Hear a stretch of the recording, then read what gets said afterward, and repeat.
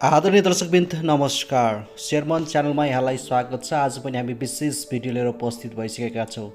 नेपालको शेयर बजारको सत्य र तथ्य जानकारी दिने साथै तपाईँको वित्तीय साक्षरताको स्तर बढाउनु यो च्यानलको मुख्य उद्देश्य रहेको छ र आज पनि हामी विशेष भिडियो लिएर उपस्थित भइसकेका छौँ।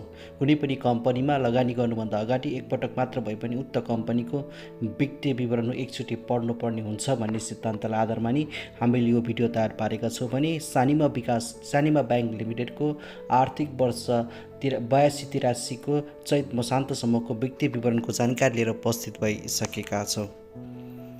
सानिमा ब्याङ्क लिमिटेडले आर्थिक वर्ष 2082-83 को चैत मसान्तसम्ममा 2 अर्ब 35 करोड रुपियाँ नाफा आर्जन गर्न सफल भएको छ। गत वर्ष यही अवधिमा 1 अर्ब 69 करोड रुपियाँ नाफा आर्जन गरेको थियो भने नाफा उल्लेखनीय मात्रामा बढेको देखिन्छ। यस्तै गरी यो ब्याङ्कको नेट इन्ट्रेस्ट इन्कम 5 अर्ब 16 करोड रुपियाँ रहेको छ।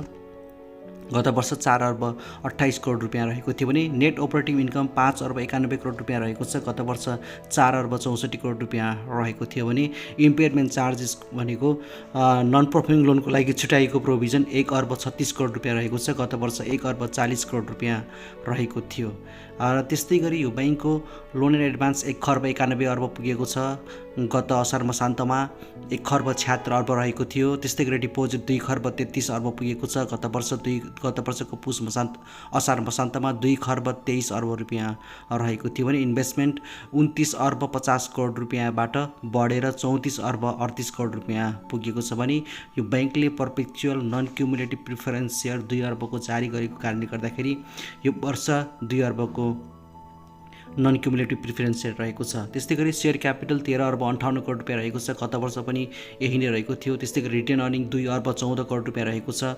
गत असार मसान्तमा 2 अर्ब 10 करोड रुपियाँ रहेको थियो।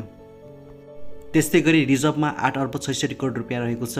गत असार मसान्तमा 7 अर्ब 35 करोड रुपियाँ रहेको थियो। त्यस्तै गरी सानिमा ब्याङ्क लिमिटेडको अर्निङ पर सेयर 22 रुपियाँ 92 पैसा पुगेको छ। गत चैत मसान्तमा 16 रुपियाँ 33 पैसा रहेको थियो भने नेटवर्थ पर सेयर 179 रुपियाँ पुगेको छ। गत वर्ष 161 रुपियाँ रहेको थियो भने नन पर्फर्मिङ लोन 3.99% रहेको छ। गत वर्ष 3.42% रहेको थियो। यो ब्याङ्कको क्यापिटल एडिक्वेसी रेसियो 13.16% रहेको छ। गत वर्ष 12.93% रहेको थियो। इन्ट्रेस्ट रेट स्प्रेड 3.48% रहेको छ। गत वर्ष 3.60% रहेको थियो भने क्रेडिट टु डिपोजिट रेसियो 82.76% रहेको छ भने यो गत वर्ष 81.04% रहेको थियो भने यो ब्याङ्कको विगतको 5 वर्षमा लाभांशको इतिहास कस्तो थियो भन्ने कुरा तपाईँलाई जानकारी दिन गइरहेको छु। 81-82 मा 7.36%, 80-81 मा 5.26%, 79-80 मा 14.70%, 78-79 मा 10.98% र 77-78 मा 17.89% यो ब्याङ्कले लाभांश वितरण गरेको थियो भने अहिलेसम्मको 2082-83 को चैत मसान्तसम्मको वित्तीय विवरण हेर्दा यो ब्याङ्कको डिस्ट्रिब्युटेड प्रफिट 2 अर्ब 14 करोड रुपियाँ रहेको छ। गत वर्ष यही अवधिमा 2 अर्ब 19 करोड रुपियाँ रहेको थियो भने डिस्ट्रिब्युटेड प्रफिट पर सेयर 18 रुपियाँ 57 पैसा रहेको छ। गत वर्ष 18 रुपियाँ 92 पैसा रहेको थियो। मैले तपाईँलाई आजको यस भिडियोमा सानिमा ब्याङ्क लिमिटेडको आर्थिक वर्ष 2082-83 को चैत मसान्तसम्मको वित्तीय विवरणको जानकारी दिए। यस्तै अरू भिडियो चाहनुहुन्छ भने कृपया हाम्रो भिडियोलाई लाइक, सेयर अनि कमेन्ट पनि गरिदिनु होला भन्दै आजको यस भिडियोबाट बिदा हुन चाहन्छु। धन्यवाद। जय हो।